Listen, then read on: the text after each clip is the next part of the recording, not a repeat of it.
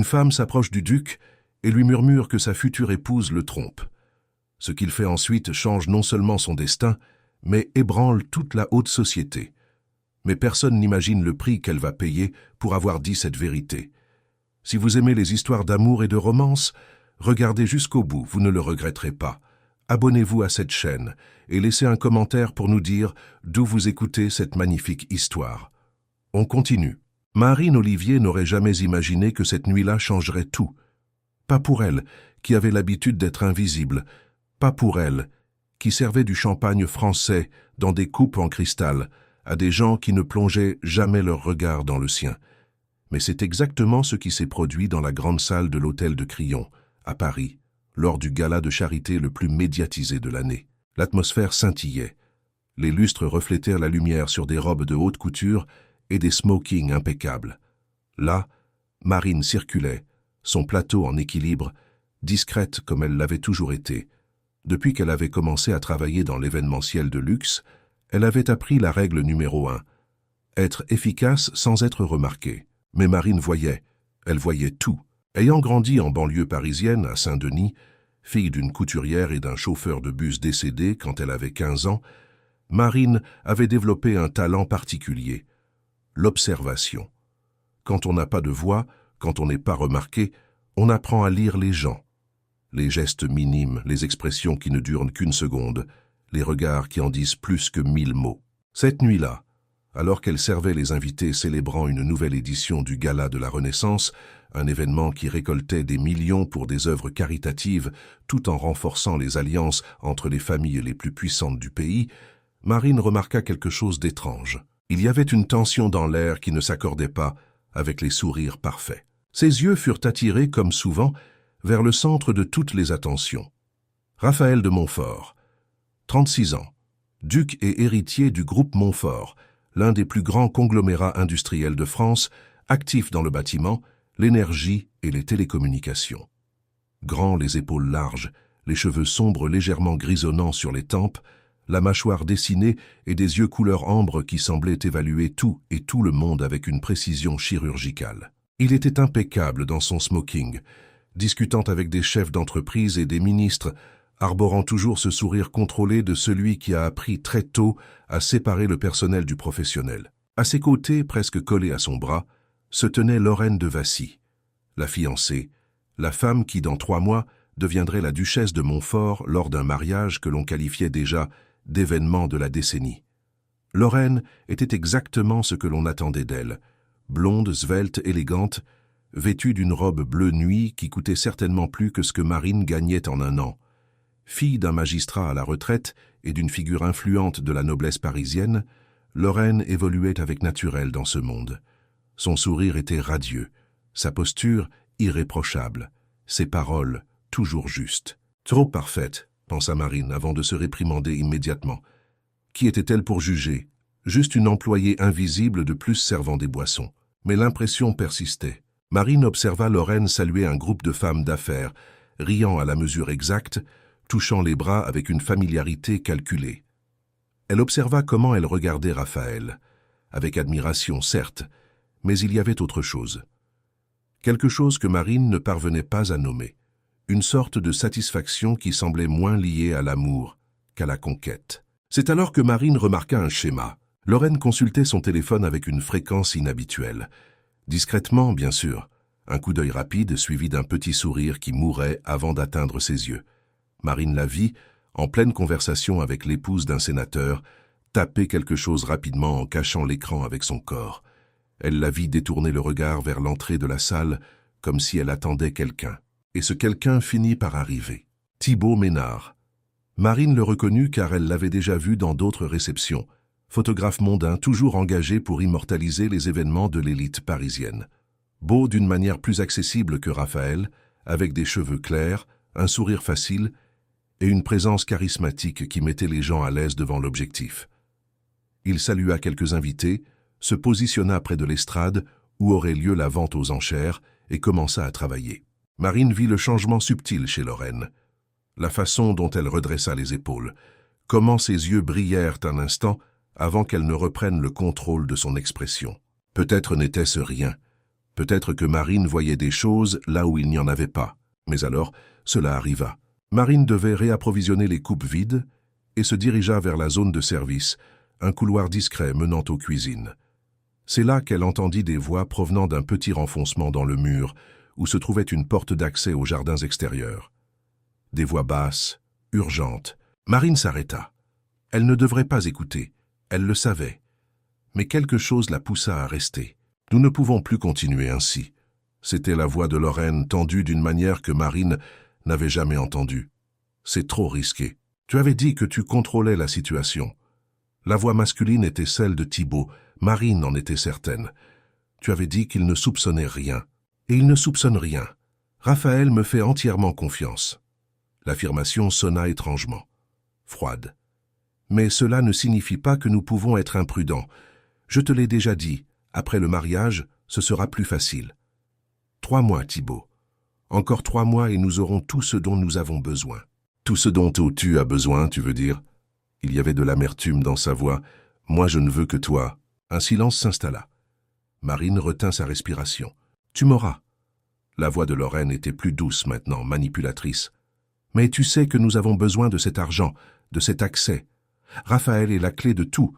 Une fois marié, une fois que j'aurai accès aux ressources, aux contacts, aux titres. Alors là, nous pourrons être ensemble pour de bon, sans nous cacher. Et lui, tu vas vraiment... Je ferai ce qui est nécessaire. La froideur revint. Il n'a jamais été question d'amour, Thibault. Il a toujours été question de survie, de garantir notre avenir. Tu comprends cela, n'est-ce pas? Marine sentit son estomac se nouer. Cela ne pouvait pas être réel. Cela ne pouvait pas arriver. Demain soir, la voix de Lorraine était décidée. À mon appartement. Raphaël part à Lyon. Il a une réunion avec des investisseurs. Nous aurons toute la nuit. Lorraine? Je dois y retourner. Je traîne trop. Des pas se rapprochèrent. Marine bougea par instinct, s'engouffrant rapidement dans une alcôve latérale, le cœur battant à tout rompre. Elle vit Lorraine passer, ajustant sa robe, le visage à nouveau composé sous ce masque de perfection. Quelques secondes plus tard, Thibault suivit dans la direction opposée son appareil photo en bandoulière. Marine resta immobile, essayant de digérer ce qu'elle venait d'entendre. Peut-être avait-elle mal compris. Peut-être y avait-il une autre explication. Mais au fond d'elle, elle savait. Elle savait qu'elle venait d'être témoin de quelque chose de profondément malveillant. La question était, que faire de cette information? Elle retourna dans la salle principale, les jambes tremblantes. Raphaël était maintenant au centre d'un groupe, discutant d'investissement dans les infrastructures. Il gesticulait avec assurance, dirigeait la conversation.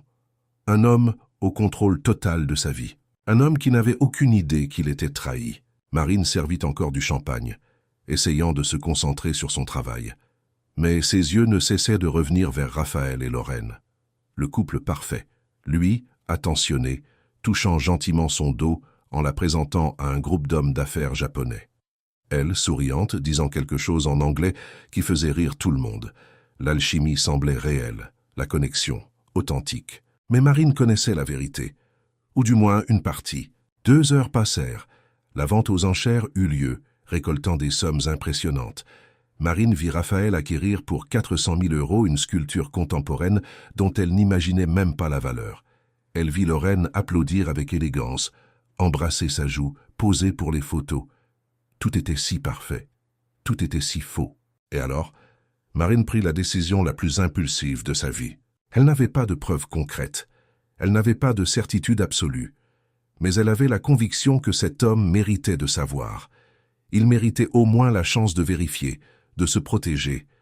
Ce n'était pas pour elle, ça ne l'avait jamais été. C'était pour faire ce qui était juste, même si cela devait tout lui coûter. Marine attendit le moment propice. Quand Lorraine s'éloigna pour saluer un groupe d'amis, quand Raphaël se retrouva momentanément seul, vérifiant quelque chose sur son téléphone près de l'une des larges fenêtres donnant sur les lumières de Paris. Elle s'approcha, tenant son plateau comme si elle n'était qu'une employée de plus proposant un rafraîchissement. « Monsieur le Duc !» Sa voix sortit plus basse qu'elle ne l'aurait voulu. Il leva les yeux vers elle et pour la première fois, son regard la vit réellement. Un ambre profond, intelligent, légèrement surpris. Oui, Marine prit une profonde inspiration. C'était maintenant ou jamais. « Je dois vous parler, c'est important. » Elle garda la voix basse, urgente. au sujet de votre fiancé. Son expression changea. La surprise fit place à la méfiance. « Pardon, je sais que vous ne me connaissez pas. Je sais que vous n'avez aucune raison de me faire confiance. » Les mots sortaient vite, avant que le courage ne l'abandonne. « Mais vous devez savoir que... » Elle hésita, cherchant les mots justes. « Votre fiancée n'est pas celle que vous croyez. Elle est liée à un autre homme, le photographe Thibaut Ménard. Il complote quelque chose. Demain soir, pendant que vous serez à Lyon, ils se rejoindront. » Raphaël resta totalement immobile. Son expression était illisible. Les secondes s'étirèrent comme une éternité. « Qui êtes-vous » Sa voix était contrôlée, mais teintée d'une pointe d'acier. « Perrine Olivier. Je travaille pour la société d'événementiel. » Elle savait comment cela sonnait, désespéré, pathétique. « J'ai surpris une conversation entre eux. Ce n'était pas intentionnel, mais... »« Vous avez surpris une conversation, » répéta-t-il, le ton chargé d'incrédulité. « Et vous avez décidé de m'approcher ici, devant tout le monde, pour me dire que ma fiancée me trompe. » Dit comme cela, c'était absurde.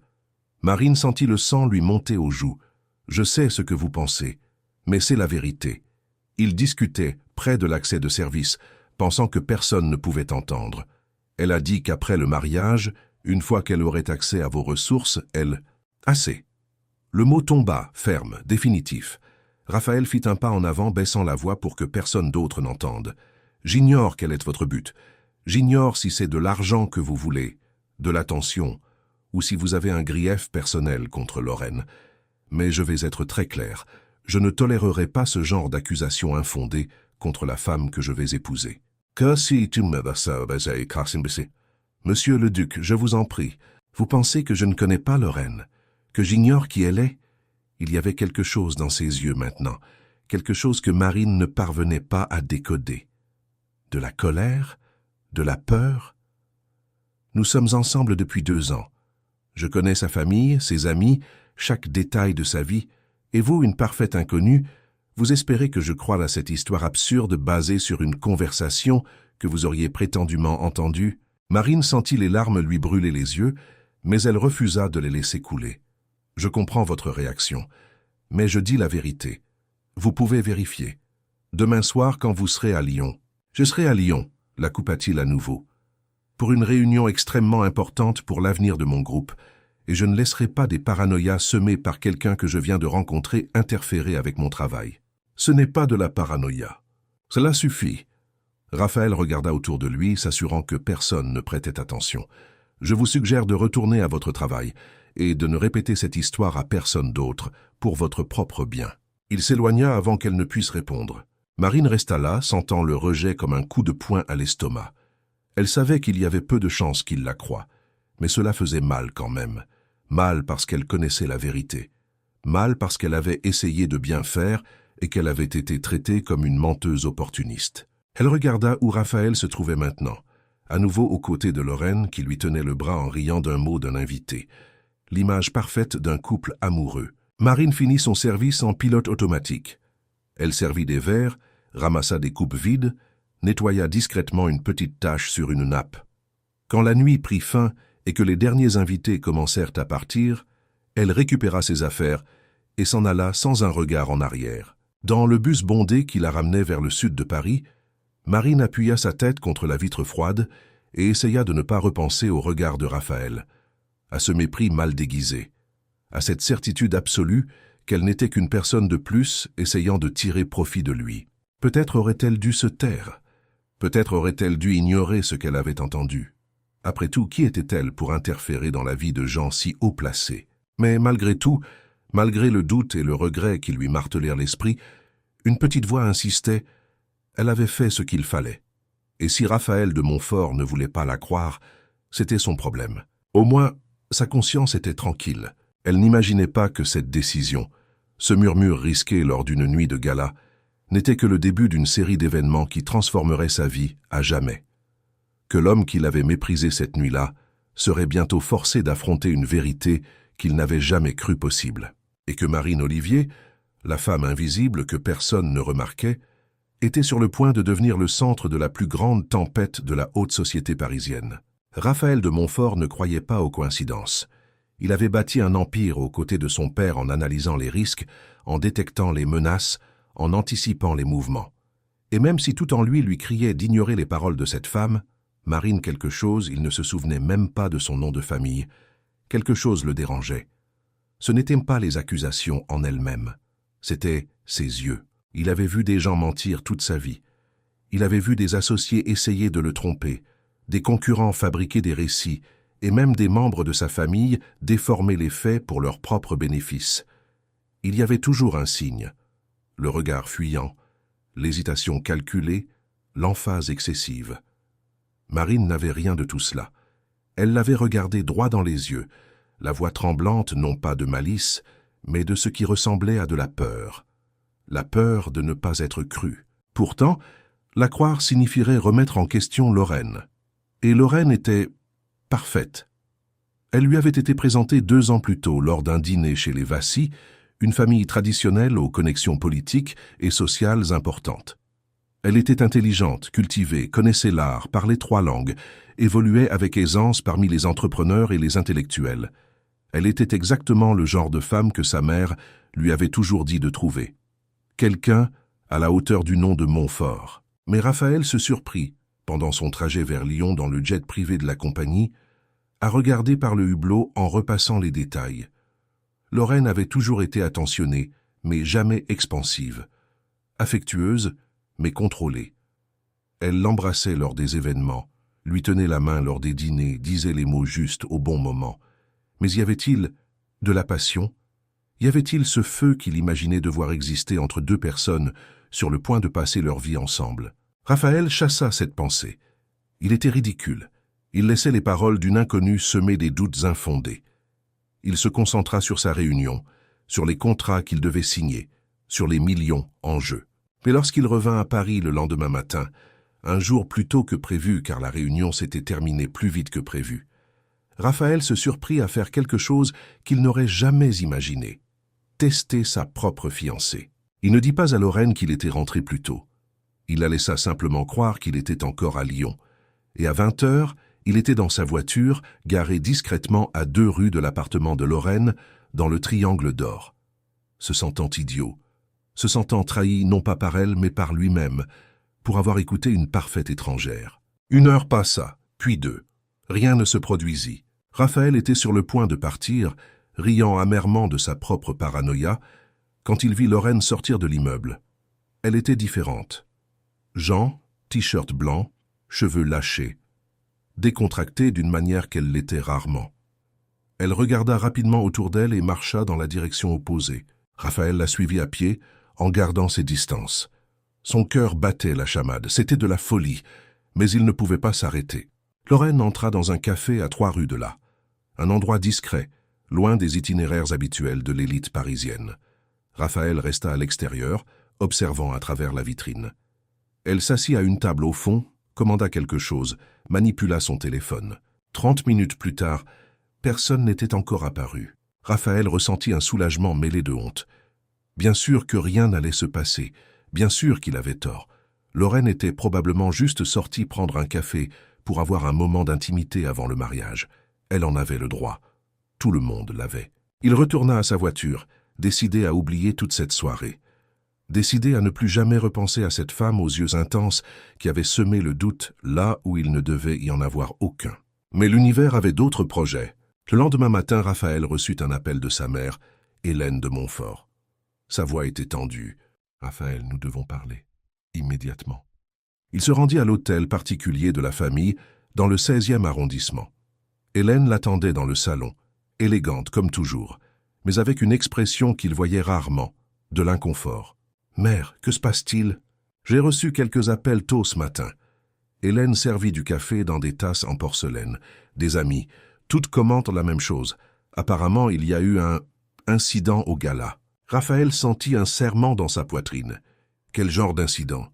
Une des employées de l'événement t'a abordé pour dire des choses sur Lorraine. Hélène marqua une pause. Des accusations graves, Raphaël. Apparemment, plus de gens ont entendu que tu ne l'imaginais. Je n'ai pas... Elle a dit que Lorraine te trompait, qu'il y avait un autre homme. Hélène le regarda fixement. Et certaines personnes commencent à jaser, Pas beaucoup, mais assez pour que cela arrive aux mauvaises oreilles. Raphaël ferma les yeux. Ce n'était donc pas seulement entre lui et Marine. Quelqu'un d'autre avait entendu. Quelqu'un avait colporté l'histoire. « C'est un mensonge, » dit-il fermement. « J'ai vérifié, il n'y a rien. »« Tu as vérifié ?» Hélène sourit, un sourcil levé. « Donc tu l'as prise au sérieux ?»« Je l'ai prise assez au sérieux pour vérifier que c'était faux. » Raphaël but son café. « Lorraine n'a rien fait. Cette femme a menti. » Pourquoi? Quelle serait sa motivation? Je l'ignore. Peut-être de la jalousie, peut-être une instabilité mentale, peut-être que quelqu'un l'a payé. Raphaël sentit la colère monter. Mais je ne permettrai pas que cela affecte mon mariage. Hélène resta silencieuse un moment. Lorraine est-elle au courant? Pas encore. Elle le saura. Ce genre de choses finit toujours par se savoir. Hélène soupira. Et quand cela arrivera, Raphaël, tu devras être à ses côtés, totalement, sans laisser de place au doute. Sinon, les gens commenceront à s'interroger. Et une fois qu'ils s'interrogent, le mal est fait. Raphaël savait qu'elle avait raison. Dans leur monde, la réputation était tout. Les apparences étaient tout. Et la moindre ombre de scandale pouvait détruire des alliances, éloigner des investisseurs, ternir des noms qui avaient mis des générations à se construire. Il se rendit à l'appartement de Lorraine cet après-midi-là. Elle l'accueillit avec un baiser, semblant surprise et heureuse de cette visite inattendue. « Je pensais que tu serais débordé de travail après Lyon, » dit-elle en le conduisant dans son salon vaste et minimaliste. « J'avais besoin de te voir. » Raphaël s'assit, observant chacune de ses micro-expressions. « Et j'avais besoin de te dire quelque chose. » Il lui raconta ce qui s'était passé au gala. Il vit l'expression de Lorraine passer de la confusion au choc, puis à l'indignation. « Elle a dit quoi ?» Sa voix monta, ce qui était rare. « Que je te trompe. Avec Thibault Ménard, le photographe, c'est ce qu'elle a affirmé. Mais c'est insensé. » Lorraine se leva, faisant les 100 pas. « Raphaël, tu connais Thibault. Il travaille dans la moitié des événements que nous fréquentons. C'est un professionnel respecté. Et plus important encore, je lui parle à peine. Quelques phrases sur les angles de vue, tout au plus. Je sais.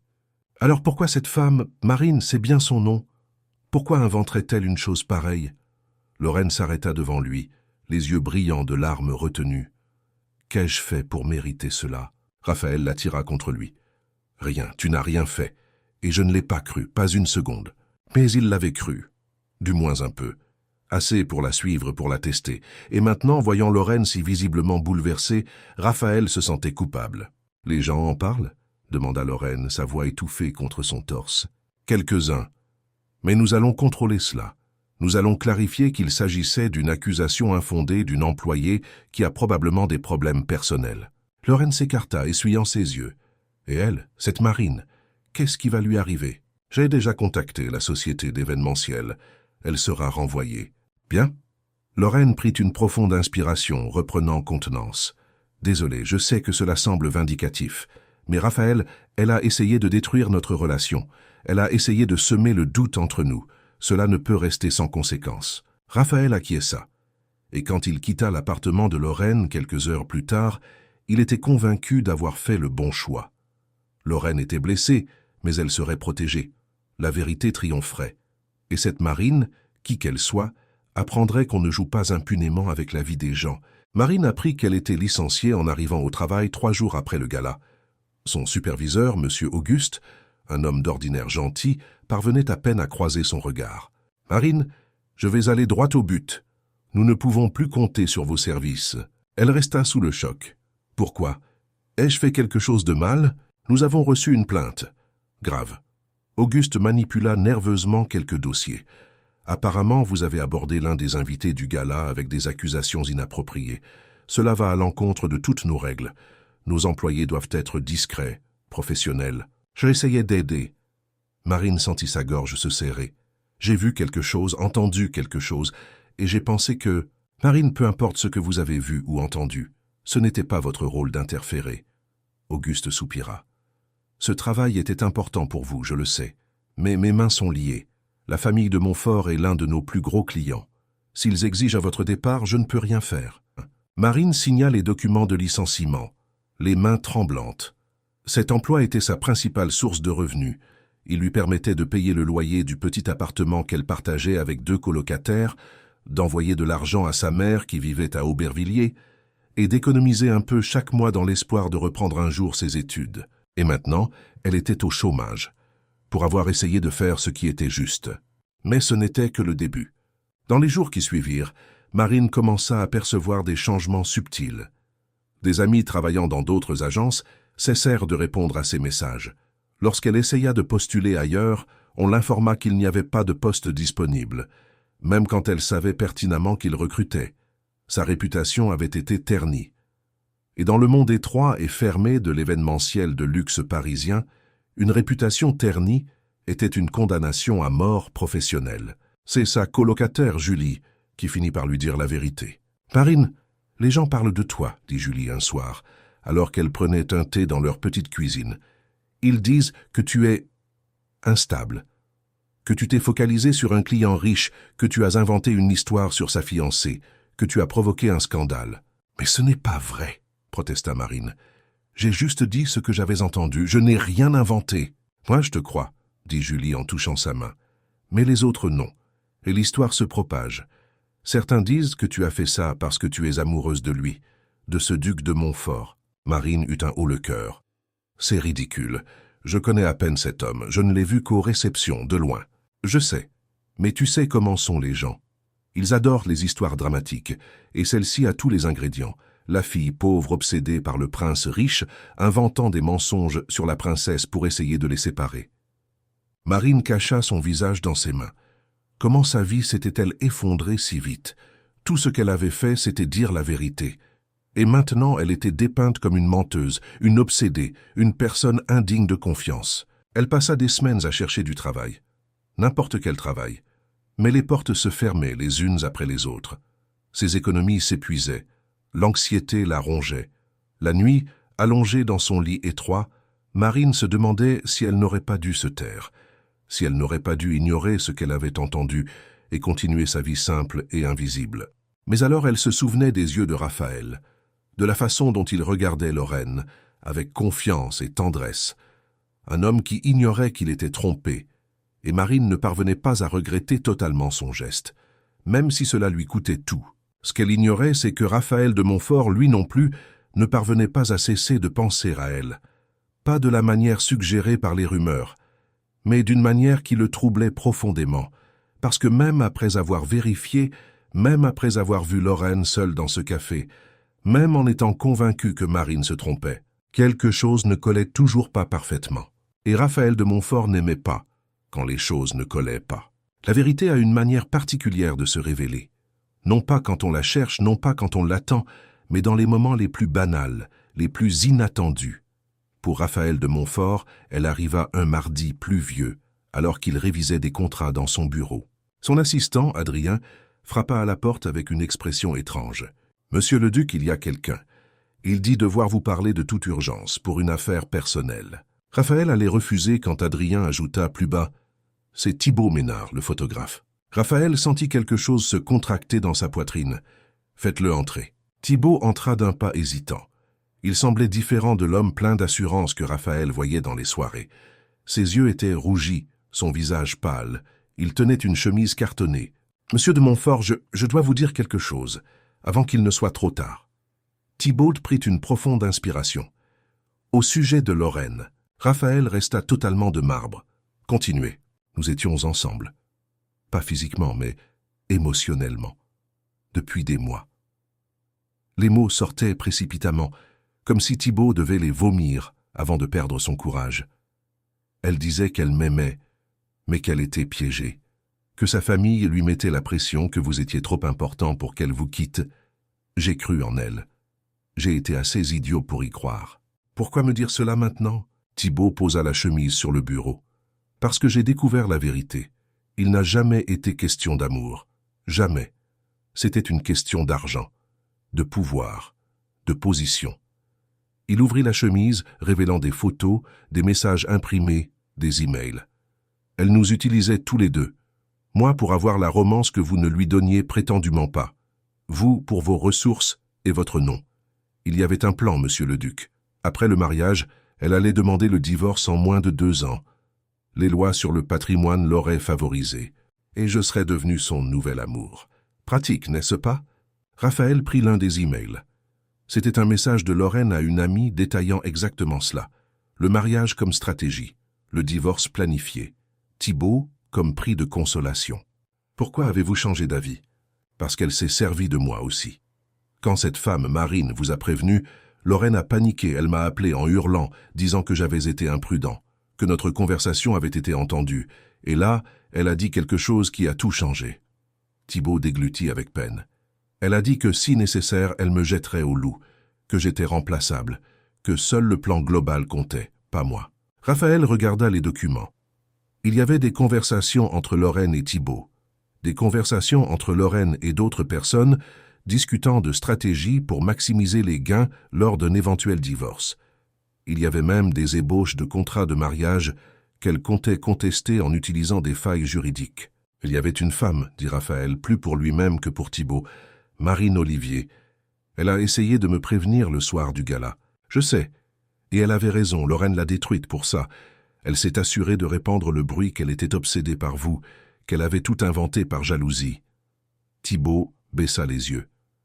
Je me suis tu, j'ai laissé faire, et cela me ronge. Raphaël congédia Thibault et resta seul pendant des heures, fixant ses documents. La colère qu'il ressentait n'était pas seulement due à la trahison, c'était à cause de l'arrogance, de cette manipulation si calculée, si froide. Lorraine avait planifié chaque détail. Elle avait transformé ce qui devait être un mariage en un investissement financier. Et Marine? Marine avait essayé de l'avertir, elle avait tout risqué, et il l'avait traitée comme une menteuse. Raphaël décrocha son téléphone. La rupture eut lieu le soir même dans l'appartement de Lorraine. Elle essaya de nier, d'argumenter que les messages étaient anciens, que Thibault mentait par vengeance. Mais quand Raphaël mit tout sur la table, quand il montra qu'il avait trop de preuves pour être réfuté, elle changea de tactique. « Tu ne m'as jamais aimé vraiment », dit Lorraine, le masque de perfection tombant enfin. « C'était toujours pour le groupe, pour maintenir la bonne image. Je n'étais qu'une affaire de plus pour toi. »« Tu as peut-être raison, » répondit Raphaël las. « Mais au moins j'aurais été honnête. Toi, tu as construit un mensonge intégral. Tu te crois meilleur que moi ? Toi, avec ton empire bâti sur des accords politiques et des faveurs, tout le monde utilise tout le monde dans ce milieu, Raphaël. J'ai juste été plus honnête sur mes intentions. »« Honnête ?» Raphaël rit sans joie. « Tu ne connais pas le sens de ce mot. » Il sortit sans se retourner. Les fiançailles étaient rompues. La nouvelle explosa comme une bombe dans le tout Paris. Le mariage de l'année annulé. Des rumeurs de trahison. Des spéculations sur qui avait quitté qui. Les réseaux sociaux étaient en ébullition. Les journaux à scandale publiaient des titres sensationnalistes. Raphaël émit un bref communiqué. Les fiançailles entre Raphaël de Montfort et Lorraine de Vassy ont été rompues d'un commun accord. Nous demandons le respect de notre vie privée en ce moment. Mais Lorraine n'allait pas rester silencieuse. Une semaine après la rupture, elle accorda une interview à un grand site de célébrités. Élégante, posée, visiblement accablée, elle donna sa version. Elle ne mentionna pas Thibault. Elle ne mentionna pas ses plans. Au lieu de cela, elle peignit le tableau d'une relation qui s'était refroidie, de différences irréconciliables, de deux personnes ayant réalisé trop tard qu'elles n'étaient pas compatibles. Et puis, elle lâcha sa bombe. Des interférences extérieures ont exercé une pression inutile sur notre relation, déclara Lorraine les yeux embués. Une employée que Raphaël a rencontrée lors d'un gala a commencé à créer des problèmes. Elle a inventé des histoires sur moi, a essayé de nous séparer. Et pendant un temps, elle a réussi à semer le doute. Il a été très douloureux de réaliser que quelqu'un pouvait être aussi manipulateur. L'intervieweuse, flairant le drame, demanda « Êtes-vous en train de dire que cette personne avait un intérêt romantique pour Raphaël ?» Je ne peux l'affirmer avec certitude, mais les indices le suggèrent fortement. Lorraine soupira dramatiquement. J'ai trouvé d'anciennes correspondances, des messages qu'elle envoyait aux entreprises avec lesquelles Raphaël faisait affaire, essayant toujours de se trouver aux mêmes événements que lui. Il y a un schéma comportemental qui est inquiétant. Raphaël vit l'interview et ressentit une fureur noire. Il savait ce que Lorraine faisait. Elle inversait le récit. Elle transformait Marine de victime en coupable. Et ça marcha. Dans les jours qui suivirent, Marine commença à recevoir des messages de haine sur les réseaux sociaux. Des gens qu'elle n'avait jamais rencontrés la traitaient d'opportuniste, d'escroc, de briseuse de ménage. quelqu'un trouva ses anciennes photos et les diffusa avec des commentaires méchants sur son physique, ses origines modestes, son inadéquation pour quelqu'un comme le duc de Montfort. Marine supprima ses réseaux sociaux. Elle cessa de sortir de chez elle, sauf par nécessité. Son monde, qui s'effondrait déjà, semblait maintenant en feu. C'est sa mère, Madame Cécile, qui finit par la trouver en pleurs dans la cuisine de l'appartement. « Ma fille, que se passe-t-il? Pourquoi ne m'as-tu rien dit ?» Marine s'effondra. Elle raconta tout.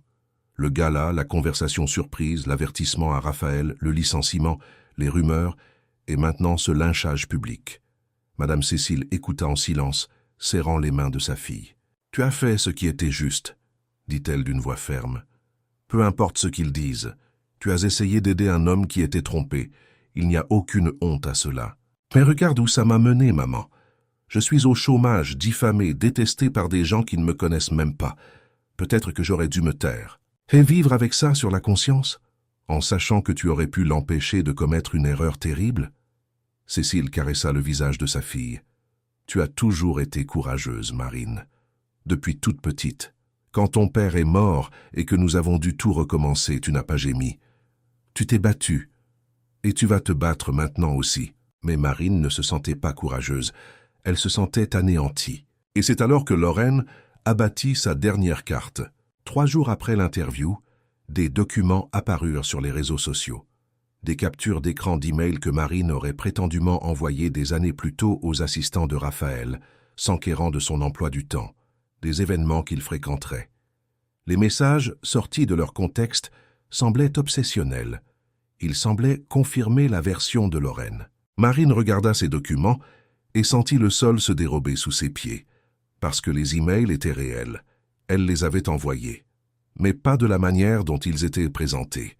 Des années auparavant, quand elle avait commencé dans l'événementiel, Marine devait confirmer la présence de clients importants lors de réceptions. Raphaël de Montfort était l'un de ses clients. Elle avait envoyé des emails professionnels, dans le cadre de son travail, vérifiant s'il avait confirmé sa venue, s'il avait des restrictions alimentaires, s'il avait besoin de quelque chose de spécifique. C'était le protocole standard. Mais maintenant, arrachés à leur contexte, réécrits pour paraître personnels, ces emails suggéraient une fixation, une obsession qui n'avait jamais existé. « Elle a falsifié », dit Marine à Julie, les mains tremblantes devant l'écran d'ordinateur. « Elle a pris des emails de travail et les a modifiés pour faire croire que je le harcelais. »« Peux-tu le prouver ?» Marine chercha. Mais les emails originaux étaient sur un compte professionnel auquel elle n'avait plus accès, celui de l'entreprise qui l'avait licenciée. Elle n'avait aucun moyen de prouver la manipulation, aucun moyen de se défendre. Ce fut le fond du gouffre. Marine s'assit par terre dans l'appartement et accepta enfin la défaite. Elle avait essayé de bien faire et elle avait été totalement anéantie pour cela. Sa carrière était finie, sa réputation détruite, et maintenant, même sa santé mentale était publiquement remise en question. Peut-être était-il temps d'abandonner, d'accepter que certaines batailles ne pouvaient être gagnées, de comprendre que des gens comme elle ne gagnaient jamais contre des gens comme Lorraine de Vassy. Elle commença à envisager de retourner à Aubervilliers, de vivre chez sa mère, de recommencer loin de tout, de disparaître. Ce serait plus facile ainsi, pour tout le monde. Mais alors, son téléphone sonna, un numéro inconnu. D'une main tremblante, elle répondit « Marine Olivier ?» La voix était grave, posée, familière d'une manière qui fit bondir son cœur. « Hein ?»« Oui. »« C'est Raphaël de Montfort. Nous devons parler. » Marine fixa le rendez-vous dans un café discret près du canal Saint-Martin, loin des lieux fréquentés par l'élite parisienne. Elle arriva 15 minutes en avance, trop nerveuse pour rester à attendre chez elle. Elle commanda un café qui refroidit, tandis qu'elle fixait la porte, l'estomac noué. Quand Raphaël entra, elle faillit ne pas le reconnaître. Non pas par son apparence, il était toujours impeccable dans son pantalon sombre et sa chemise, mais par son expression. Il n'y avait plus cette assurance arrogante dont elle se souvenait au gala. Il y avait quelque chose de plus lourd, de la fatigue, peut-être même du regret. Il l'aperçut et se dirigea vers sa table. Marine se leva, ne sachant trop que faire de ses mains. « Merci d'avoir accepté de me voir », dit-il en s'asseyant face à elle. « J'ai failli ne pas venir, » admit Marine. « J'ignore ce que vous attendez de moi. Raphaël, appelez-moi Raphaël. Il commanda un café au serveur avant de reporter son attention sur elle. « Et je veux vous demander pardon. » Marine Silla, surprise. « Pardon? Vous avez essayé de me prévenir. Vous avez risqué votre emploi, votre réputation. Et je vous ai traité comme une menteuse. » Raphaël la regarda droit dans les yeux. « Pire encore, j'ai laissé Lorraine vous détruire. Je suis resté passif pendant qu'elle répandait des mensonges sur vous, pendant qu'elle falsifiait des preuves pour vous faire passer pour une obsédée. Vous savez qu'elle a falsifié? Je le sais. J'ai pu obtenir l'accès aux emails originaux grâce à des contacts dans la société d'événementiel. C'étaient des messages de travail standards. Elle a tout manipulé. » Raphaël passa une main dans ses cheveux, un geste qui lui semblait peu habituel. « Marine, je veux que vous compreniez. Quand vous m'avez abordé cette nuit-là, je ne vous ai pas cru parce que je ne voulais pas vous croire. Lorraine était pratique, elle faisait sens. Elle correspondait à ce que tout le monde attendait de moi. Et accepter qu'elle m'utilisait signifiait accepter que j'avais été dupé pendant 2 années entières. Et maintenant? Maintenant je connais la vérité. Thibault est venu me voir, il a apporté des preuves. C'était indéniable. » Raphaël prit une profonde inspiration. « Mais cela ne change rien au fait que vous avez subi des conséquences terribles pour avoir été honnête. Vous avez été licencié, diffamé, massacré publiquement, et tout cela parce que je n'ai pas eu le courage de vous croire. » Marine sentit les larmes lui brûler les yeux, mais elle refusa de les laisser couler. « Et qu'est-ce que vous, Raphaël, espérez que je fasse de cela? De vos excuses, elles ne me rendront pas mon travail, elles n'effaceront pas les commentaires de haine que j'ai reçus. Elles ne feront pas en sorte que les gens cessent de me regarder comme si j'étais une harceleuse dangereuse. Non, admit-il, mais ceci le fera. » Raphaël sortit une enveloppe de la poche intérieure de son veston et la posa sur la table. Marine l'ouvrit, confuse. À l'intérieur se trouvait un document, un communiqué de presse. Elle le lut, les yeux s'écarquillant à chaque ligne. Raphaël de Montfort tient à clarifier publiquement les faits concernant la rupture de ses fiançailles avec Lorraine de Vassy. Contrairement aux déclarations récentes, la fin de cette relation n'est pas due à des différences irréconciliables, mais à la découverte que mademoiselle de Vassy entretenait une relation parallèle et planifiait ce mariage comme une stratégie financière en vue d'un divorce prémédité. Madame Marine Olivier, qui a été injustement diffamée ces dernières semaines, a agi avec courage et intégrité en alertant Monsieur de Montfort de la situation, risquant sa propre position professionnelle pour ce faire. Les accusations d'obsession sont totalement fausses et basées sur des preuves manipulées. Monsieur de Montfort regrette profondément de ne pas avoir accordé de crédit aux paroles de Madame Olivier dès le début et assumera l'entière responsabilité de réparer les dommages causés à sa réputation. Marine le regarda incrédule. « Vous allez publier ça? C'est déjà fait. C'est sorti dans tous les principaux médias il y a 2 heures. Mais cela va... » Marine parvenait à peine à réfléchir. « Les gens vont vous interroger. Ils vont se demander pourquoi vous m'avez cru. Ils vont dire qu'il se passe quelque chose entre nous. » Probablement. Raphaël but une gorgée de café. Et je m'en moque. La vérité est que vous aviez raison, j'avais tort. Et je ferai tout ce qui est en mon pouvoir pour réparer cela. Pourquoi? La question sortit plus durement que Marine ne l'aurait voulu. Pourquoi maintenant? Pourquoi après tout ça? Raphaël resta silencieux un instant, comme s'il choisissait ses mots avec soin. Parce que ces derniers jours, en voyant Lorraine tout déformée, en vous voyant vous faire massacrer, j'ai réalisé quelque chose. Dans le monde où je vis, presque personne n'est authentique. Les gens disent ce que vous voulez entendre, font ce qui les arrange, construisent des masques si parfaits qu'ils finissent parfois par oublier qui ils sont vraiment. Mais vous ne m'avez pas dit ce que je voulais entendre cette nuit-là.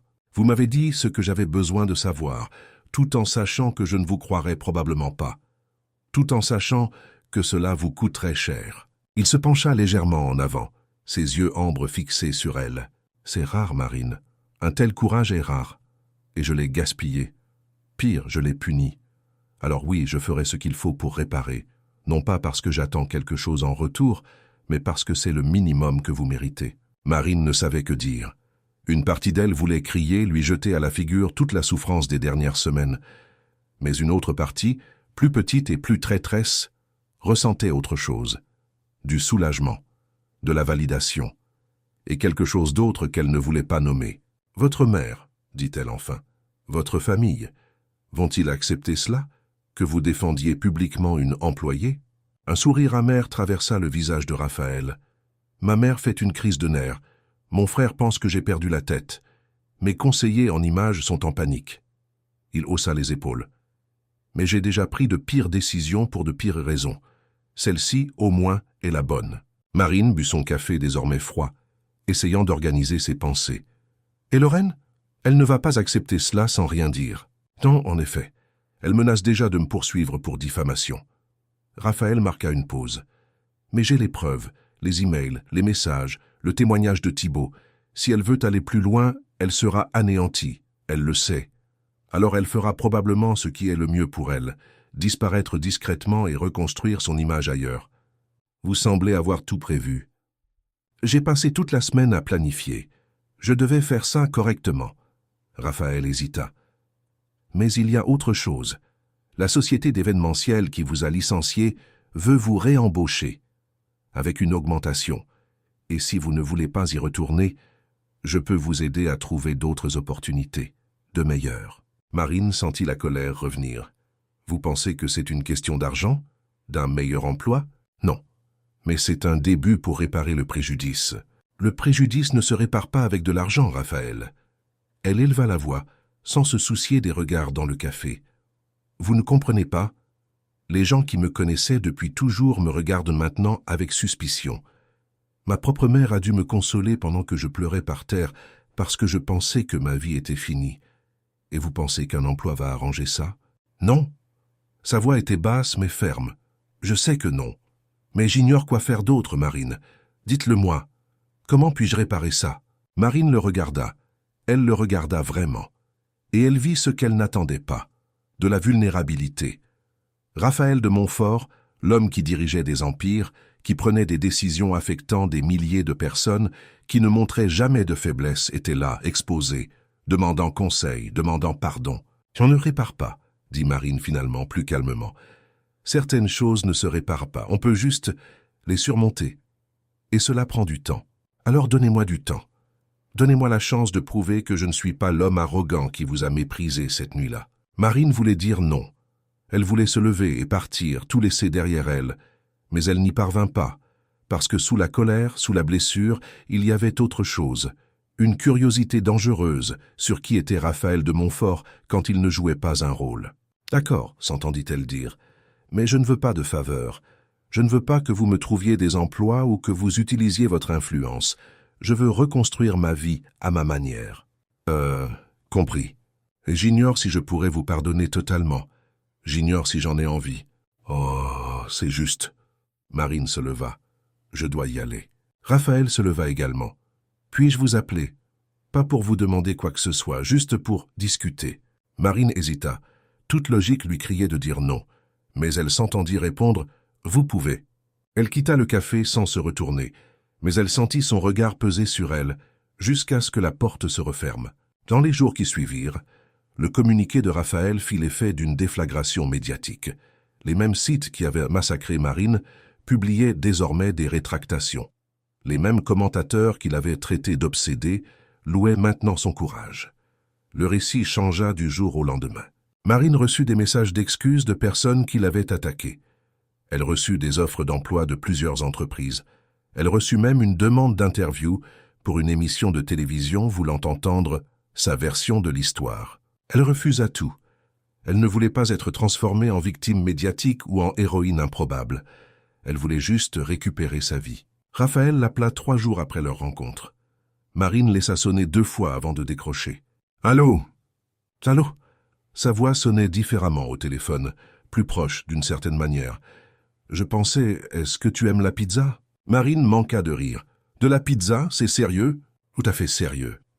Il y a un endroit près de la place de la République, sans chichi, sans photographe, juste de la bonne pizza et de la bière pas chère. J'ai pensé que tu voudrais peut-être sortir de cet appartement où tu te caches probablement. Je ne me cache pas. Car si tu te caches, et je comprends, mais il est peut-être temps de recommencer à vivre. Marine regarda autour de son appartement vide. Julie travaillait. Elle avait passé la journée à regarder des séries et à éviter les réseaux sociaux. Quelle heure? 20 heures.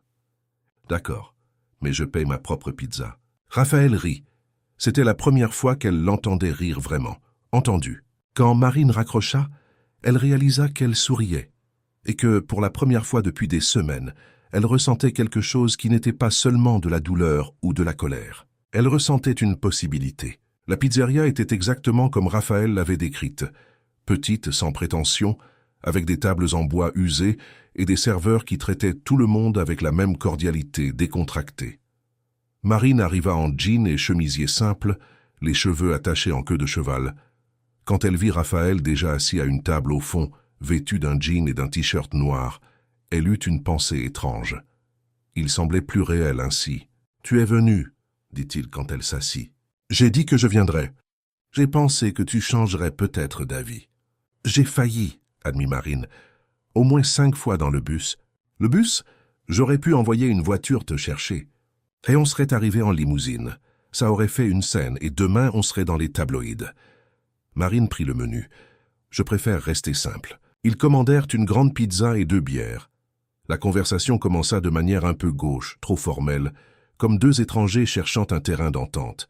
Mais peu à peu, à mesure que la pizza arrivait et que les bières se vidaient, quelque chose changea. Raphaël raconta ce que c'était que de grandir sous la pression d'être un Montfort. Comment, à 16 ans, il participait déjà à des réunions de conseil d'administration. Comment il n'avait jamais eu la permission d'être normal, de commettre des erreurs, sans que cela n'affecte les actions en bourse ou les titres de presse. Marine raconta la perte de son père à 15 ans, le fait de devoir cumuler 3 petits boulots tout en finissant le lycée pour aider sa mère, l'abandon de ses études de gestion au 2e semestre parce qu'elle ne pouvait pas payer et travailler en même temps. « Tu veux toujours les finir ?» demanda Raphaël. « Parfois. Mais je me dis que j'ai déjà 28 ans. Commencer maintenant, en avoir pour 4 ans, quand j'aurai fini, j'aurai plus de 30 ans. Ça semble tard. Ma mère a repris ses études à 50 ans. » Raphaël sourit. Elle a fait un master en histoire de l'art parce qu'elle en avait toujours eu envie. Elle dit que c'est la meilleure décision de sa vie. Marine le regarda, surprise. « Je ne t'imaginais pas avoir ce genre de conversation avec ta mère. Je pensais qu'elle était... froide, c'est ce que la plupart des gens pensent. Mais elle est juste très douée pour garder les apparences. À l'intérieur, elle est différente. » Raphaël marqua une pause. « D'ailleurs, elle veut te rencontrer. » Marine manqua de s'étouffer avec sa bière. « Quoi ? Après la publication du communiqué, elle m'a appelée furieuse. Elle a dit que j'étais devenu fou, que je détruisais la réputation de la famille, tout ce que tu peux imaginer. » Raphaël fit tourner son verre entre ses mains. Mais le lendemain, elle m'a rappelé. Elle a dit qu'elle avait réfléchi et qu'elle avait réalisé que tu étais la seule personne honnête dans toute cette histoire, qu'elle voulait te remercier personnellement d'avoir essayé de me protéger. Je n'essayais pas de te protéger. Je faisais juste ce qui me semblait juste. Exactement. Et pour ma mère qui a vécu toute sa vie parmi des gens qui ne font des choses que par intérêt personnel, cela signifie beaucoup. Marine ne savait que répondre. L'idée de rencontrer Hélène de Montfort était à la fois terrifiante et surréelle. « Ce n'est pas obligé d'être maintenant », ajouta Raphaël en voyant son expression. « Quand tu te sentiras prête, sans pression. » Ils quittèrent la pizzeria vers minuit. La rue était calme. Raphaël proposa de la raccompagner, mais Marine préféra marcher jusqu'à l'arrêt de bus. « Je peux t'accompagner? Jusqu'à l'arrêt ?» demanda-t-il. Marine accepta. Ils marchèrent côte à côte, sans se toucher, mais conscients de la présence de l'autre de manière presque physique. Marine pouvait sentir la chaleur émanant de lui. Elle pouvait capter l'odeur discrète de son parfum. Quand leurs bras se frôlèrent presque, elle sentit sa peau frissonner. « Marine !» Raphaël s'arrêta de marcher. Elle s'arrêta aussi, se tournant vers lui. « J'ignore ce que je suis en train de faire. »« Qu'est-ce Mamedowski ?»« Avec Tina, Marine, comment ça ?»« Avec toi, avec tout ça. » Il fit un geste vague entre eux deux. « Je sais que je t'ai demandé pardon. Je sais que j'essaie de réparer ce que j'ai détruit. Mais il se passe autre chose ici, et j'ignore si je devrais... si nous devrions... » Marine sentit son cœur s'emballer. Le dire à voix haute. « Oh oui. » Ils restèrent là immobiles sous la lumière jaune d'un réverbère, se regardant l'un l'autre. Marine vit l'indécision dans ses yeux. Elle vit la même confusion qu'elle ressentait, parce qu'elle non plus ne savait que faire de la façon dont son estomac se nouait quand il était proche, de la façon dont elle cherchait ses messages sur son téléphone, de la façon dont ses pensées revenaient constamment vers lui. « Je pense que ce serait plus facile si je te détestais, » dit Marine finalement. « Si je te regardais et que je ne voyais que l'homme qui m'a méprisé cette nuit-là, mais ce n'est pas ce que je vois. »« Qu'est-ce que c'était ? Qu'est-ce que tu vois ?» Marine prit une profonde inspiration. Quelqu'un qui essaie aussi de découvrir qui il est vraiment. Quelqu'un qui a fait des erreurs mais qui essaie de les corriger. Quelqu'un qui... Elle hésita. Quelqu'un qui me fait ressentir des choses que je ne devrais pas ressentir. Raphaël fit un pas en avant, un seul. Mais ce fut suffisant pour que l'espace entre eux devienne presque inexistant. Quel genre de choses? Des choses dangereuses. Sa voix sortit plus basse. Nous venons de mondes différents, Raphaël. Je sers du champagne à des gens comme toi. Je prends le bus bondé pendant que tu as un chauffeur privé. Je le sais. Et sincèrement, il leva la main, hésita, puis toucha doucement son visage, son pouce effleurant sa joue. Cela devrait me faire reculer. Cela devrait me rendre rationnel et me faire comprendre qu'il y a 1000 raisons pour lesquelles c'est compliqué. Mais je n'y arrive pas. Marine ferma les yeux une seconde, savourant le contact. Quand elle les rouvrit, elle vit qu'il la regardait d'une manière qui lui fit oublier de respirer. « Si je t'embrasse maintenant, » dit-il, la voix rauque. « Il n'y aura pas de retour en arrière, tu comprends ça ?» Marine comprit. Elle comprit que cela changerait tout, que cela rendrait impossible tout retour en arrière, que franchir cette ligne signifiait accepter toutes les complications à venir. Mais elle comprit aussi qu'elle s'en moquait. « Alors embrasse-moi » murmura-t-elle. Raphaël l'attira contre lui, une main entourant sa taille, l'autre toujours sur son visage. Et quand leurs lèvres se rencontrèrent, Marine sentit le monde entier s'évanouir. Il n'y avait plus que deux, la chaleur entre leurs corps, la façon dont il la tenait comme si elle était précieuse, fragile et forte à la fois. Le baiser fut lent au début, exploratoire, mais il s'approfondit rapidement, devenant plus urgent, plus intense. Marine sentit ses mains remonter dans son dos. Elle sentit ses propres doigts s'entrelacer dans ses cheveux. C'était comme si toute la tension des dernières semaines, toute la colère, la peur et l'attraction niée, explosèrent d'un coup. Quand ils se séparèrent enfin, ils étaient tous deux essoufflés. « Ça c'était... » commença Raphaël. « Je sais. » Ils restèrent là, enlacés, leur respiration saccadée, essayant de digérer ce qui venait de se passer. « Est-ce que je vais te revoir ?» demanda-t-il, le visage toujours proche du sien. « Oui, » répondit Marine sans hésiter, et elle le revit, et encore, et encore. Dans les semaines qui suivirent, Marine et Raphaël se virent dès que possible. Des dîners discrets, des promenades dans les parcs, un après-midi au musée d'Orsay, où Raphaël lui montra les œuvres que sa mère aimait tant. Une journée dans le quartier du Marais, où ils mangèrent des falafels debout dans la rue, tandis que Marine riait de voir Raphaël un peu perdu dans la foule. Mais il y avait de la tension. Il y avait toujours de la tension. Parce que même quand ils étaient ensemble, riant, discutant comme deux personnes normales, la réalité frappait à la porte.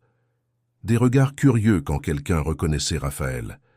Des commentaires discrets mais audibles sur cette femme du scandale. La façon dont Marine devait se faufiler pour leur rendez-vous, évitant les paparazzis qui rôdaient encore dans l'espoir d'une photo de la nouvelle romance du duc de Montfort.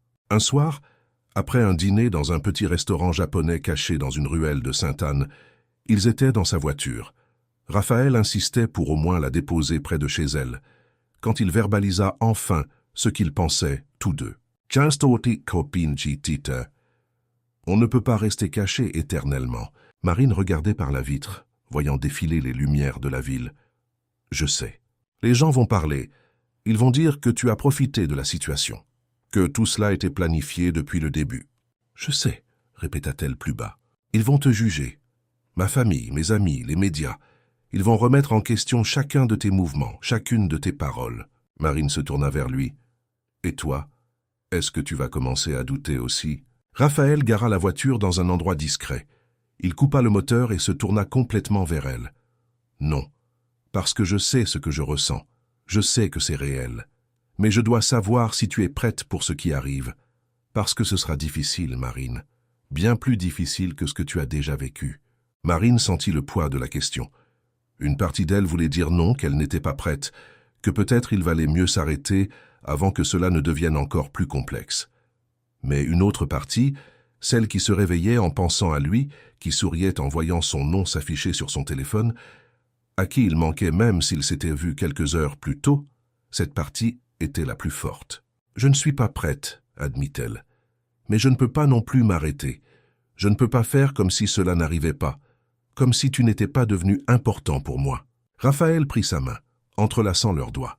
« Tu es devenue la chose la plus importante de ma vie, et cela me terrifie plus que n'importe quelle affaire risquée que j'ai jamais conclue. » « Pourquoi ? » ?»« Parce qu'en affaires, j'ai le contrôle. Je peux calculer les risques, prévoir les résultats, mais avec toi, je n'ai aucun contrôle. Et en même temps, je n'en veux pas. Je veux juste être là, avec toi. » Marine serra sa main. « Alors nous sommes ensemble là-dedans, peu importe ce qui arrive. » Ils s'embrassèrent à nouveau, plus lentement cette fois, savourant l'instant, comme s'ils scellaient un pacte, un engagement silencieux à affronter ensemble ce qui se dresserait sur leur chemin. Mais la réalité ne tarda pas à réclamer son dû. 2 jours plus tard, une photo d'eux parut sur un site de potins. Elle était granuleuse, prise de loin, mais reconnaissable. Marine et Raphaël sortant d'un restaurant, lui ayant un bras autour d'elle. Le titre disait « Raphaël de Montfort a-t-il déjà tourné la page ?» Le duc surpris en plein flirt avec la femme qui a fait exploser ses fiançailles. Le téléphone de Marine ne s'arrêta plus de sonner. Des journalistes voulant une interview, des inconnus envoyant des messages sur les réseaux sociaux, certains de soutien, d'autres trop horribles pour être lus. Sa mère l'appela, inquiète. Julie la prit dans ses bras et lui dit que, quoi qu'il arrive, elle serait là. Raphaël appela le soir même, la voix tendue. « J'ai vu la photo, tu vas bien ? Je gère. »« Marine, on peut t'arrêter. On peut faire marche arrière. Je peux publier un communiqué disant que nous sommes juste amis et que... » Non, le mot sortit, ferme. « Je ne vais pas me cacher. Je ne vais pas nier ce que je ressens pour toi juste parce que les gens veulent transformer ça en scandale. »« Tu en es sûr, Buster ?» Marine regarda la photo sur son téléphone. Elle y voyait 2 visages, 2 corps proches. Elle y voyait quelque chose qui semblait juste, même sur une image volée. « J'en suis sûr. Alors demain, nous allons vraiment leur donner de quoi parler. »« Comment ça ? » ?»« Ma mère organise un dîner, en petit comité, juste la famille proche et quelques amis. Je veux que tu viennes. Avec moi, officiellement. » Marine sentit son estomac se retourner. « Raphaël, je sais ce que je te demande. Je sais que c'est terrifiant. Mais si nous devons le faire, faisons-le correctement, sans nous cacher, sans honte. » Il marqua une pause. « Tu m'as dit que tu n'étais pas prête, mais que tu ne pouvais pas t'arrêter. Je ressens la même chose. Alors arrêtons d'essayer de faire ça de la manière facile et faisons-le, tout simplement. » Marine ferma les yeux. C'était réel. Cela arrivait vraiment. Et demain, elle entrerait dans le monde de Raphaël de Montfort, non pas comme une employée invisible ou une dénonciatrice polémique, mais comme la femme qu'il avait choisie. « Quelle heure ?» demanda-t-elle. « 20 heures. J'envoie quelqu'un te chercher à 19 heures. Je viendrai en métro. »« Marine !»« Raphaël, j'ai besoin de faire ça à ma façon.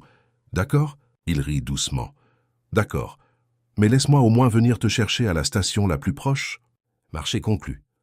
Quand elle raccrocha, Marine resta assise dans sa chambre un long moment, fixant sa garde-robe et se demandant ce qu'elle allait bien pouvoir porter pour un dîner chez les Montfort. Mais sous la nervosité, il y avait autre chose.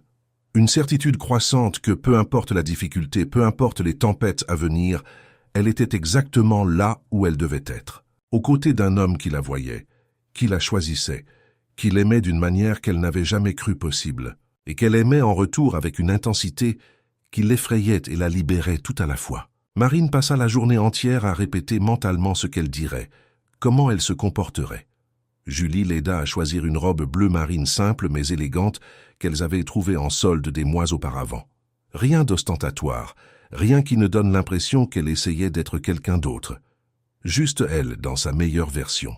Quand Raphaël vint la chercher à la sortie du métro, son regard la balaya de haut en bas. « Tu es magnifique. Je suis terrifiée, » admit Marine en montant dans la voiture. « Ma mère t'aime déjà, si ça peut te rassurer.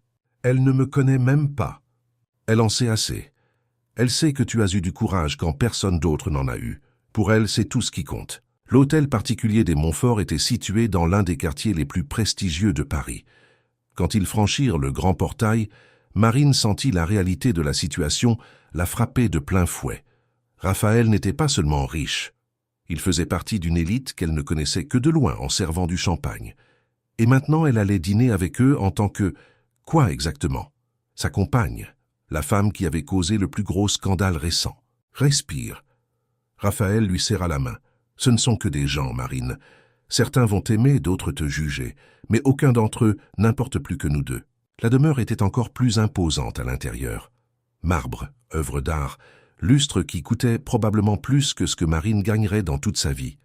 Mais avant qu'elle ne puisse se sentir totalement déplacée, une femme élégante aux cheveux gris et au sourire sincère apparut. « Tu dois être Marine. » Hélène de Montfort tendit les mains, prenant celle de Marine avec fermeté. « Merci d'être venue, et merci d'avoir eu le courage que mon fils n'a pas eu au début, celui de voir la vérité. » Marine Silla, surprise par tant de franchise. C'était ce qu'il fallait faire.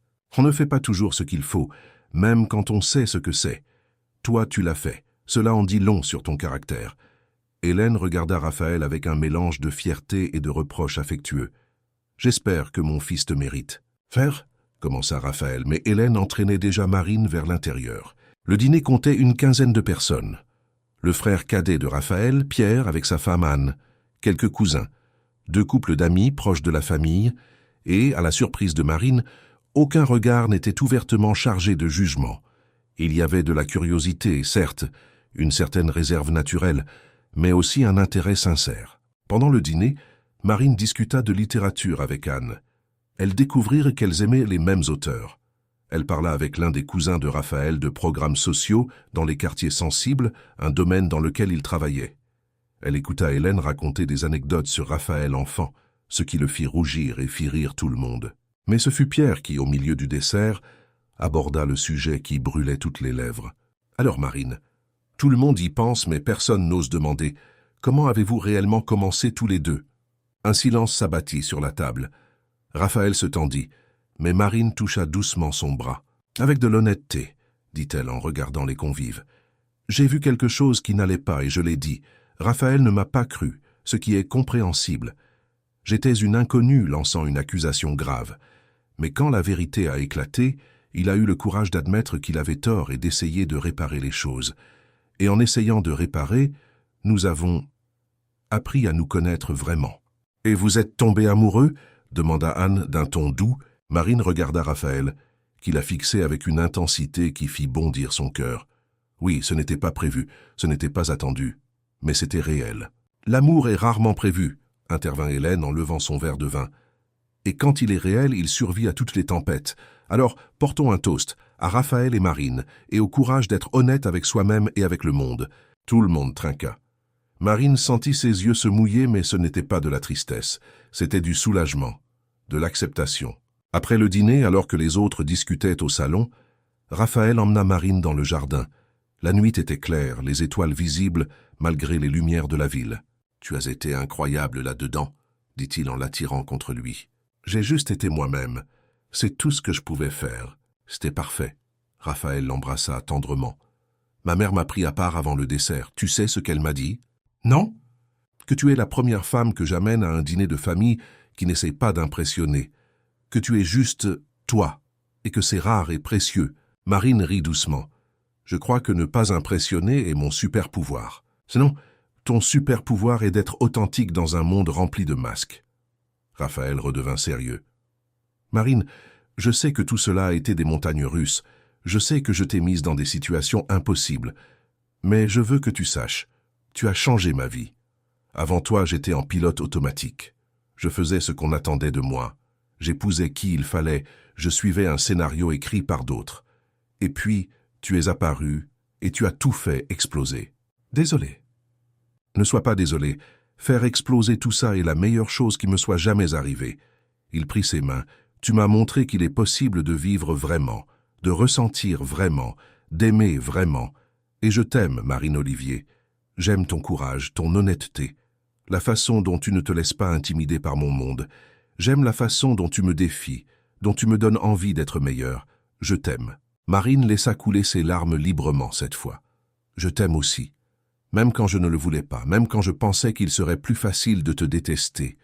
Je t'aime. » Ils s'embrassèrent sous les étoiles, le monde entier semblant s'aligner à cet instant précis. Ce n'était pas parfait. Il y aurait encore des défis.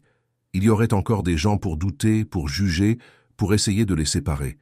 Mais rien de tout cela n'importait, parce qu'il s'était choisi, et il continuerait de se choisir chaque jour. Dans les mois qui suivirent, la vie de Marine changea d'une manière qu'elle n'avait jamais imaginée, non pas parce que Raphaël essayait de la transformer, mais parce qu'il la soutint pour devenir celle qu'elle avait toujours voulu être. Grâce à son aide financière, qu'elle n'accepta que sous forme de prêt, insistant pour le rembourser, Marine reprit ses études. Elle suivit des cours de gestion le soir, tout en travaillant la journée pour une association qui aidait les femmes des quartiers défavorisés à se professionnaliser. C'était exactement le genre de travail qui lui donnait le sentiment de faire une différence. Raphaël, de son côté, changea aussi. Il commença à s'impliquer plus activement dans des projets sociaux, utilisant l'influence du groupe Montfort non seulement pour le profit, mais pour l'impact social. Il créa un programme de stage pour les jeunes issus de milieux modestes, offrant des opportunités qu'il avait réalisées que beaucoup n'auraient jamais. « Tu m'as rendu meilleur », dit-il un soir, alors qu'ils dînaient dans l'appartement qu'ils partagèrent désormais. Marine ayant insisté pour payer la moitié du loyer, même quand Raphaël arguait que ce n'était pas nécessaire. « Nous nous sommes rendus meilleurs ensemble », corrigea Marine, et c'était vrai. Ensemble, ils s'équilibraient. Raphaël apprenait à Marine le monde des affaires, comment naviguer dans les espaces de pouvoir. Marine apprenait à Raphaël l'empathie sincère, le fait de se connecter aux gens au-delà des transactions. 6 mois après cette nuit de gala qui avait tout changé, il se trouvait à un événement caritatif.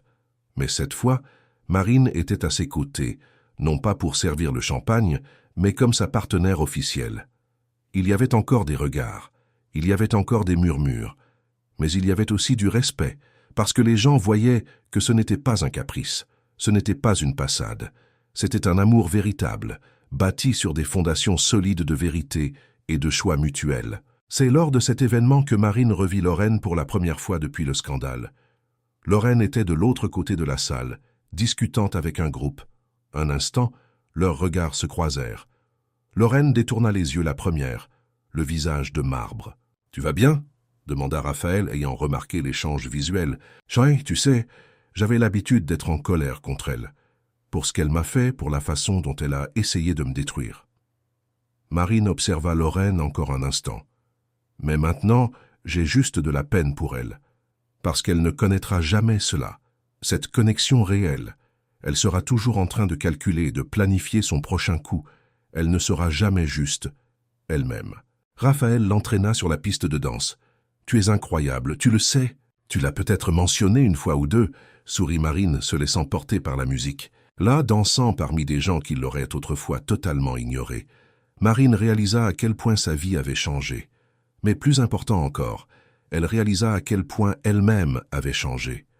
Non pas parce qu'elle était devenue une autre personne, mais parce qu'elle avait enfin la permission d'être pleinement qui elle avait toujours été. 1 an après cette nuit fatidique, Raphaël ramena Marine à l'hôtel de Crillon, dans la salle exacte où tout avait commencé. « Pourquoi sommes-nous ici ?»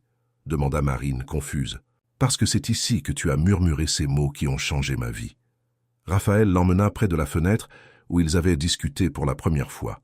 « Et parce que c'est ici que je veux te poser une question. » Il mit un genou à terre. Marine porta les mains à sa bouche, les yeux s'emplissant instantanément de larmes. « Marine Olivier, tu es entrée dans ma vie comme un murmure et tu es devenue un cri que je ne peux ni ne veux faire taire.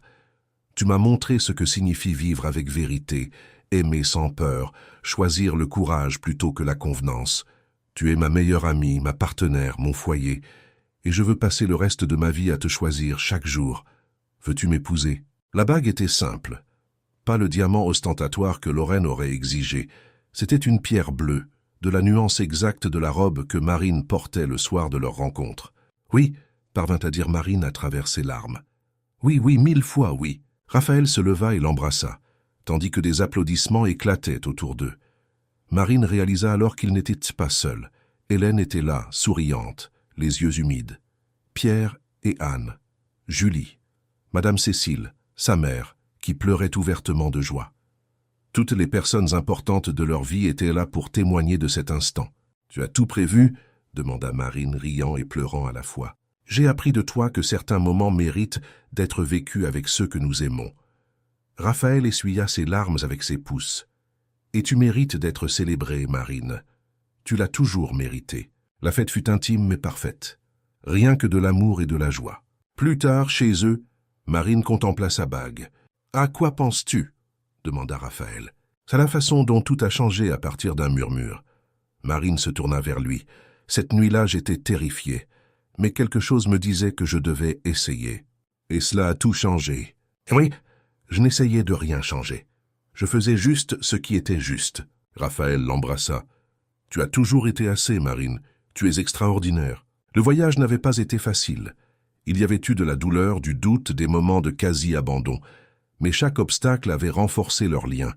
Chaque tempête avait prouvé que ce qu'ils ressentaient résisterait à tout. Quelques mois plus tard, le mariage eut lieu lors d'une cérémonie intime. Marine portait une robe qui la faisait se sentir belle. Raphaël pleura en la voyant, chose qu'il n'aurait jamais faite avec Lorraine, où tout était question d'apparence. « Je te prends pour époux », dit Marine d'une voix ferme. « Je te prends pour épouse », répondit Raphaël. Et quand ils furent déclarés mari et femme, le baiser qu'ils échangèrent fut le témoin d'une vérité simple mais profonde.